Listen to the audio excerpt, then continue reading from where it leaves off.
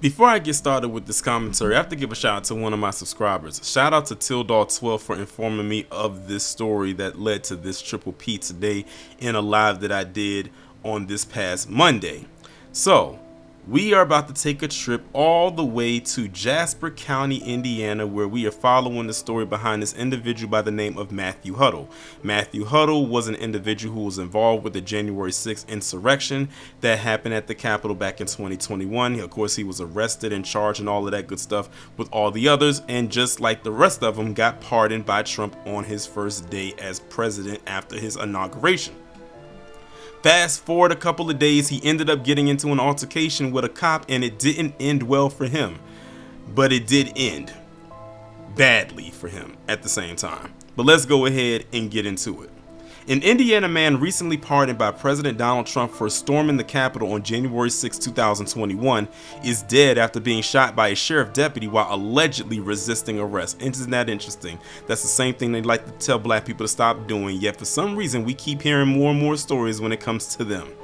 Matthew Huttle, age 42, of Hobart, was shot and killed during a traffic stop near the Jasper-Pulaski County lines on Sunday afternoon.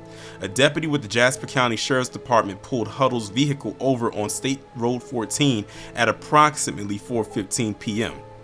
Indiana State Police said the traffic stop led to the deputy attempting to arrest Huttle, but Huttle allegedly resisted and struggled with the officer. This altercation led to the deputy firing his gun and killing Huttle. According to state police, Huttle was in possession of a firearm during the traffic stop. No additional details have been provided, however, about the altercation between Huttle and the deputy and what Huttle was being arrested for. Federal sources confirmed with Fox 59 and CBS 4 that Huttle was recently pardoned by Trump.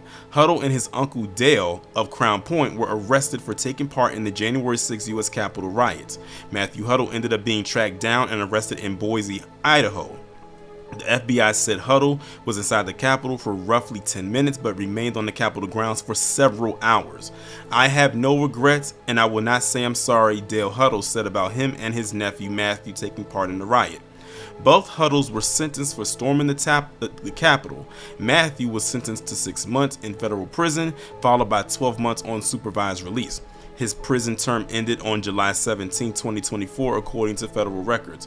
But both Huttles were spared from the full consequences of their sentences after Trump issued a pardon to all January 6 rioters. U.S. Lindsey Graham, a key ally of the president and a lawmaker from South Carolina, spoke out against the pardons, as did many on both sides of the aisle. "I have always said I think when you pardon people who attack police officers, you're sending them the wrong signal to the public at large," said Graham. Matthew Huttle isn't the first Capitol riot to quickly face trouble after his pardon.